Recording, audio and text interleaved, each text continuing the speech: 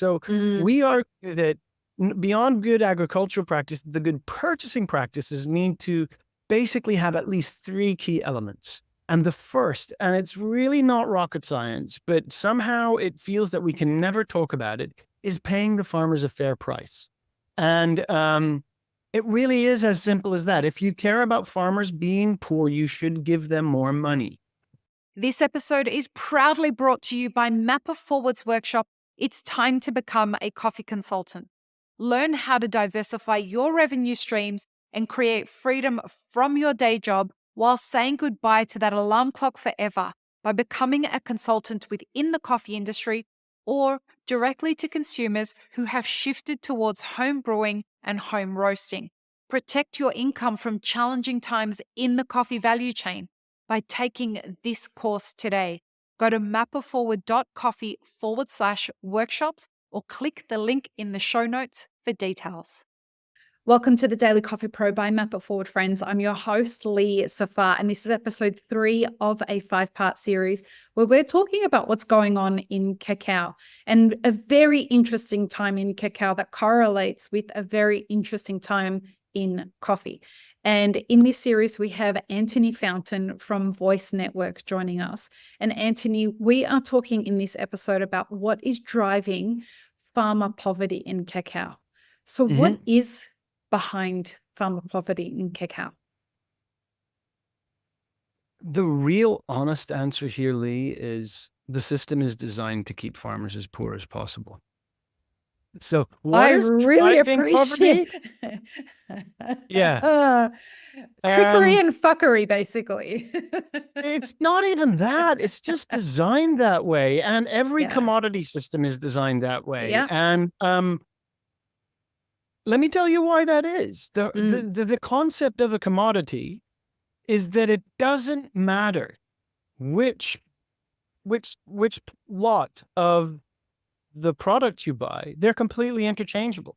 And the only differentiating thing is the price. In simple English, commodities are designed to let an industry buy a product as cheaply as they possibly can get.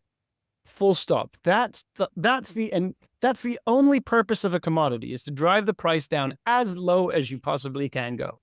That's what the market is about. And economists will call this efficiency.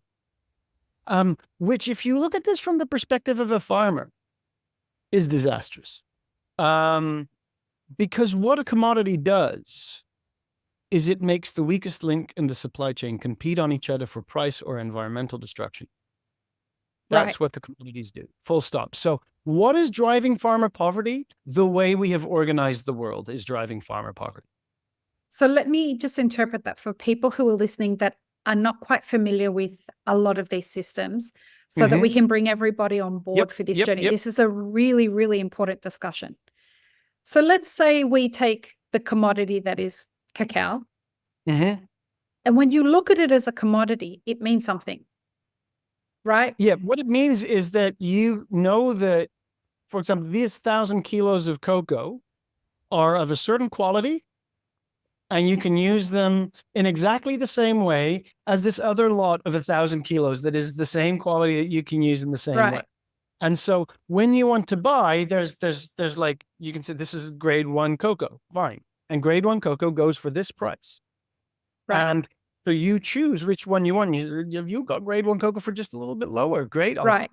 And that's how the system works. And that's not just cocoa that works that way, right? The commodity, so the C market in coffee works the same way. Frozen orange juice, milk, butter, potatoes, everything that traded where it doesn't matter the quality. So there's a difference here in the quality market. So like, let's say you do look at a specialty market, you look at markets that have decommoditized, as we call it, then you actually start looking at other qualities, such as, is this single origin? Is this fine flavor? Does this have a specific profile? But basically, in the case of cocoa, it basically means any cocoa bean of a certain quality grade will get this price across the world. There are obviously slight nuances in that because the market has been able to put in place complex systems like differentials. So you've got quality and origin differentials that make a little bit of a difference there. But in essence,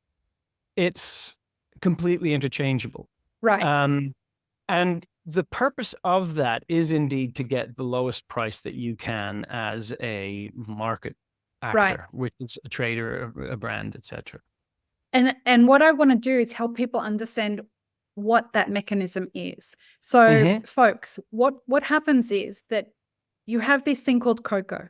Cocoa producers go through a whole process where they are connected to the land. They generationally, they learn how to farm this commodity. They have a deep connection to this thing called cocoa. When you take that into an economic system and you start trading that, the people who are trading that are disconnected from the part of that is this very beautiful, very intentional process. It is now turned into a commodity that could be anything. It could be cacao, it could be frozen orange juice, it could be coffee, it could be anything. But now it is something that people are going to use to make it becomes a part of a capitalistic system. And rather than trying to look at the long-term sustainability of how we can make sure that we're always going to have access to that commodity so that we pay producers a fair price so that they have an incentive to continue farming this product, we have engaged in a system where the people who have disconnected from the cacao producer are now going to look for more and more opportunities to make money from this commodity, which is disincentivizing producers. It is by making it more and more hard for them to make a living doing this. We have and reached... to be honest, and to be honest, it's not bad for other actors to also earn money off this, right? Because everybody's got to feed their kids. But the problem is that the farmers themselves, and especially in crops where, and we talked about this in the last episode, it takes years for a cocoa farm to actually start producing. So cocoa farmers don't have the flexibility to switch their production from one thing to another at the drop of a hat because the market incentivizes them to do so, right? And I think that that's really important. Like some farmers, especially if you've got like crops that grow twice a year, that you sow them, they grow, you can actually do crop rotations in ways that give you a lot more resilience, a lot more options and choices. Cocoa and coffee as well are the kind of crops that you plant it and you have to wait several years before you start seeing the outcome of that. And in that, farmers become so much more vulnerable because they don't have a quarter of the flexibility and the options and the choices available. Because once they're in it for a penny, they're in it for a pound. And when you have to, let's say the market situation becomes so dire that you will switch, right? Or that you do have to do that. Then there's a time where you're still without an income because you've taken away your current production means. You've invested in putting in your new production means, but that will take some time before that becomes productive as well. It also often takes specialized training and understanding what that commodity does. So it also takes several years before you're good at that. That phase between getting rid of your current production and switching and going to your new production when you have no income is often called the valley of death. And that valley of death does not just count when you're looking at switching commodities, but it also counts when you're looking at rejuvenating or renewing your farm. Because also kind of investing in better production on your farm can mean reducing your production in the short term. So also that requires resilience, and it actually requires savings. And I'm just going to be very blunt here. Farmers don't have savings, at least not in cocoa. Right. And that's my point. My point is that instead of incentivizing producers to have long-term viability as a business model, this whole system has disincentivized. We have reached a point in this system now where producers and traders are at this kind of stalemate. You have probably even worse than that, because what we've seen, and for the last decade and a half, definitely in the cocoa sector, farmer poverty has been one of the talking points, right? And by now I'd say it's the talking point.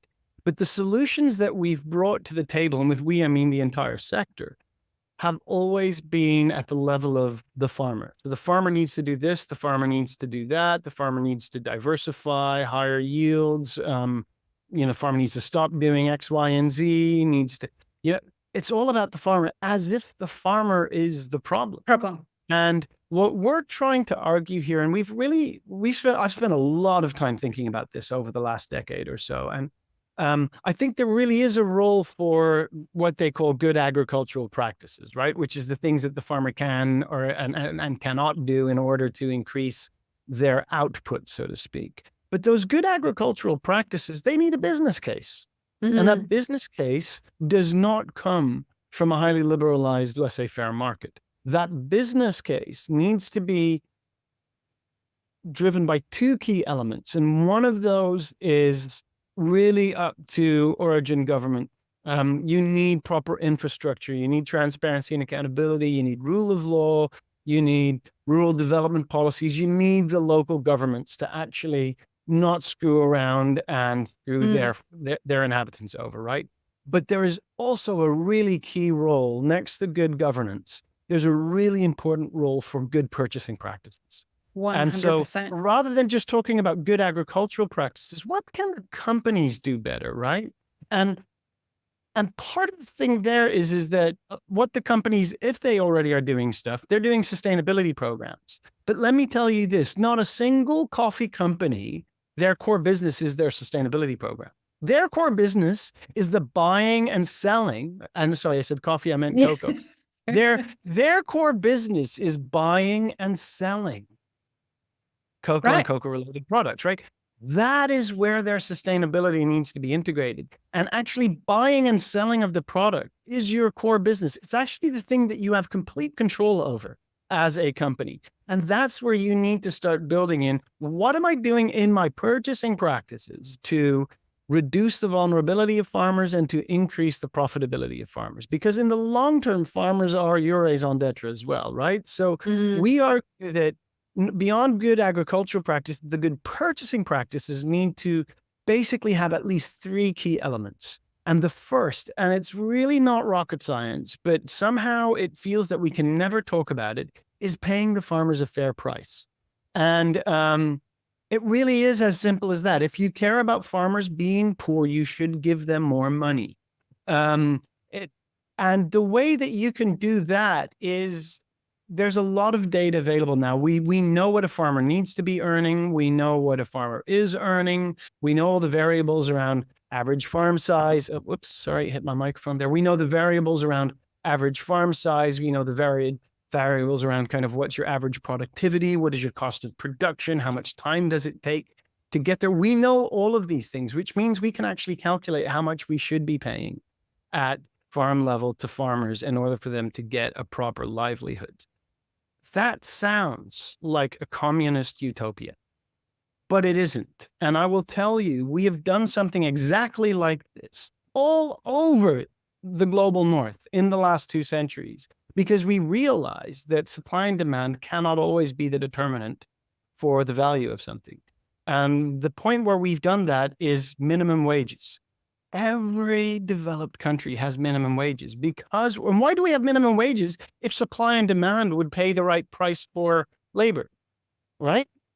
We've realized supply and demand doesn't pay the right price for labor. That's why we need to set a bar, because otherwise you'll always have companies willing to undercut that. And there will always be people vulnerable enough that you can push into going lower, right? There is always a the bottom unless you put in place a floor. We've done it around minimum wages. And believe you me, when they started introducing the idea of minimum wages 100, 150 years ago, people were going like, how dare you? This will ruin the market for labor. No, it actually has protected people. And we need the same thing happening in our global commodities for the exact same reason.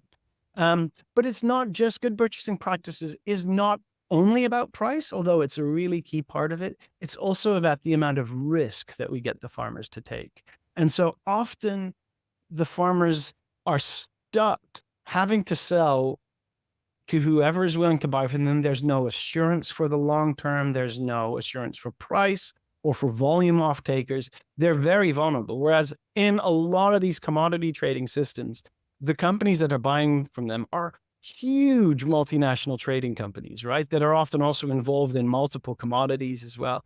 They are highly bankable, highly profitable, highly plannable, highly stable, highly secure companies. And then they let the risk be borne by the weakest shoulders of the supply chain. And so this is where, besides paying a fair price, we actually think that good purchasing also means sharing the risk of the farmers. And so giving them long-term contracts that say, we'll take off this volume from you at a fair price for the next 3 to 5 years. Because a company, like a really big cocoa trader like Cargill or OFI or Barry Callebaut, they know with about a 95% accuracy how much cocoa they're going to need in 5 years' time. Why wouldn't they put some of that stability into the cooperatives they source from? Why don't they, for example, secure 80% of their volumes through long-term contracts with the cooperatives, which doesn't only give them the stability and the assurance they need, it also gives them a bankability, because they can use that to go to local financial institutions that would never finance a cooperative with a shaky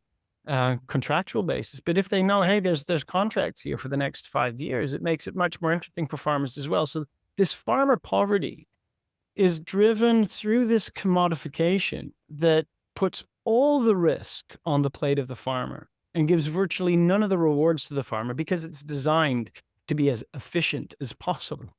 And we need to start finding ways that, no, we don't go for efficiency pricing, we go for human rights pricing. And no, we're not going to put all the risks on the weakest shoulders. We're going to make sure that those market operators that have a lot more ability to bear the risks and to hedge the risks and to insure the risks, that they take on some more of that risks. And then the third thing in good purchasing is that companies need to actually communicate about what they're doing on pricing and on risking on an annual basis, so that they can be held accountable. It's a very long answer, Lee. It's a very long diatribe here. I've spent a lot of time thinking about this, because I think this is the core of the problem, right? How do we solve farmer poverty? Because if we don't solve farmer poverty, all the other problems like child labor and gender inequality and deforestation, all of those remain out of reach as long as the farmers are so dirt poor that they have no choice and need to make survival decisions. Well, and I think at the core of it is the biggest problem is food insecurity. If we don't solve this problem for producers, we're simply going to run out of food. So the weird thing is that a lot of these kind of commodity producer countries are agricultural powerhouses, right? Like Cote d'Ivoire and Ghana are massive agricultural exporting countries. They export cocoa, they export coffee, they export other things, but they're net food importing countries. So they don't eat what they grow. They sell what they grow, and then they buy what they eat elsewhere. And there's a reason for that, right? These governments love foreign exchange. They've been told by the IMF and the World Bank. They want the US dollars. They want US dollars, and they were told in the 70s and 80s that they had to have US dollars in exchange for debt relief, debt that they'd actually incurred becoming decolonized in the 1950s and 60s. I mean, if you go back in history, there's horrible. There's a tremendous amount of injustice there as well. But anyway, we're seeing a global economy where a lot of these vulnerable economies feel they need foreign exchange cash crops on paper often in order to develop their economy. In practice, forex cash crops are very easy to cream off for personal and private pleasure as government representatives. So there's a real issue there. But the rural development policies that I was talking about earlier in this, I can't remember if it's this episode or one of the earlier ones, but the rural development policies that we need to be based on creating much more self-sufficient food sovereign communities where the agriculture is part of a local system that to a large extent manages to feed the community, that manages to create a vibrant economy within the community that is not just agricultural. I actually would really love to see it stimulate kind of local communities that are service-based, towns, et cetera, et cetera. I don't think that we need to see kind of the industrialization that we saw in Europe and the States of the late 19th century. I think we can just skip that stage and have agriculture be a driver for the development of thriving rural communities that have a mix of services and agriculture, et cetera. I think it's going to be very exciting to see what happens for producers moving forward, because while we do have a lot of poverty that we've been talking about in this episode, I think what we're starting to see is that producers understand the amount of power that they have. Even though they may be poor, they are starting to get into a mindset where they're realizing, just even with a little bit of knowledge, their children are starting to realize that this is not a profitable and viable business model. So they're not, the succession planning is not working. And this other thing that's going on is because of the connectivity that's happening because of social media and the internet, producers are starting to see other producers win because they are recognizing that they don't have to sell just because somebody wants their coffee. And if they can live through the pain points of selling to people who are offering them bad prices, this idea that, the market will correct everything and the market will set the prices and the market this and the market that, let the market determine things, that's a load of horse shit. At the end of the day, you can influence that. And if you're a coffee producer, please recognize, or a cacao producer, please recognize your power in this and start to figure out how you can turn that into your benefit. Absolutely.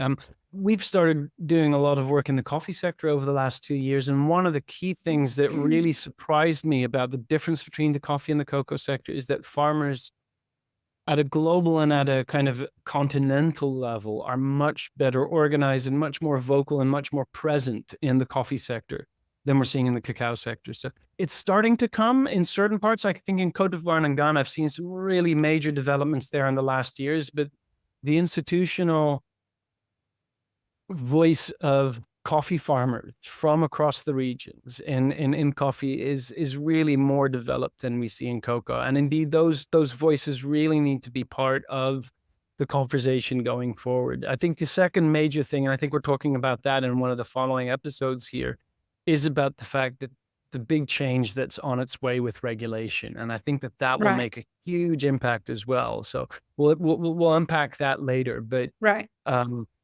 historically that's a little speaking, concerning. I just got to say that's a little concerning, because in coffee, if cacao is not as organized as what's happening in coffee, that's concerning, because coffee is not that organized. You're not the first person to tell me that, and still count your blessings. I'm not. Trust me, we're working on helping it to get more organized. Yeah, but so, that's concerning. That's all I'm saying. Let me put it this way: at least you have regional producers organizations from Latin America, from Africa, and from Asia. We don't even have that in cocoa. There is no global cocoa farmers organization that works effectively at a global level. There is no Latin American cocoa farmers organization that tries to bring together the voices of farmers.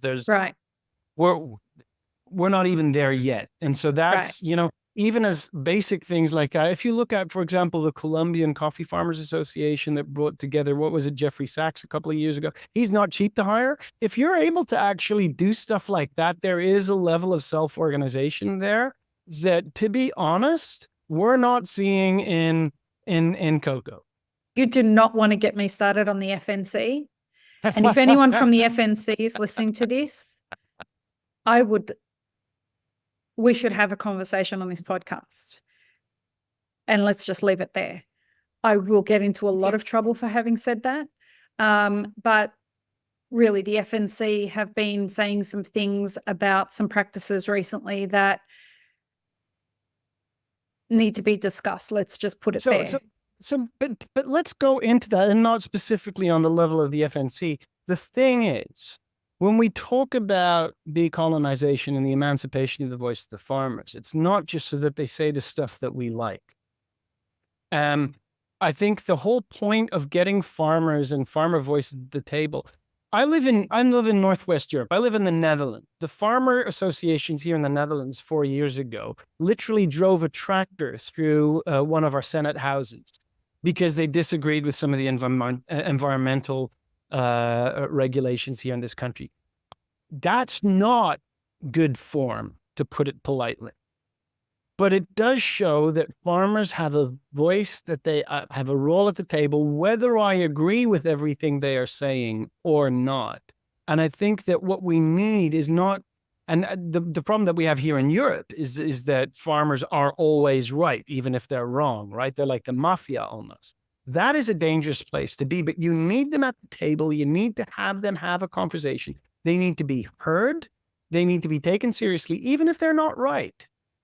Let's listen to them. Let's then have a fact-based conversation. And that's what we're missing completely in cocoa. Farmers are not at the table. Farmers are not heard. Decisions are made about them without them. And I think that that's part of the challenge that we need to address. And it doesn't mean that farmers get a veto. It doesn't mean that farmers are always right. But when they're absent, we need to address that. Well, if the farmers are absent, Mm-hmm. there's no commodity. Like, it needs to be viewed in No. that way.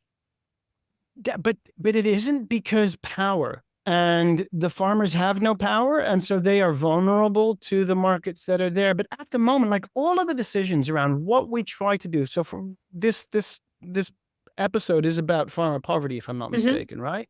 All of the decisions around which strategies the sector is willing to consider to solve farmer poverty, all of those decisions tend to be made in the boardrooms and corridors of power of Europe and North America, which means that all of the approaches that we are willing to entertain don't clash too much with the interests of the people in boardrooms and corridors of power, which means that the only decisions we're willing to, or the only solutions that we're willing to even give a shot, are ones that don't challenge the status quo too much. And for that, we need to have other voices at the table that are willing to not just serve the power that is, but that are willing to challenge the power that is. And some of those voices are just batshit crazy, and some of those voices are very right. And the point is, you need them both at the table, and then you can filter the ones that are right and the ones that are wrong, but they need to be at the table. All right. So in the next episode, we're going to be talking about the role of big corporations so that we can talk a bit about power a little bit more. Okay, folks, join us for that. Peace, love, and peanut butter. Have an amazing rest of your day. I really hope you enjoyed this episode, friends. Please don't forget to show us some love by subscribing, liking, commenting, and most of all, sharing this podcast with your friends. Check the show notes for links, including our sponsors and our Patreon.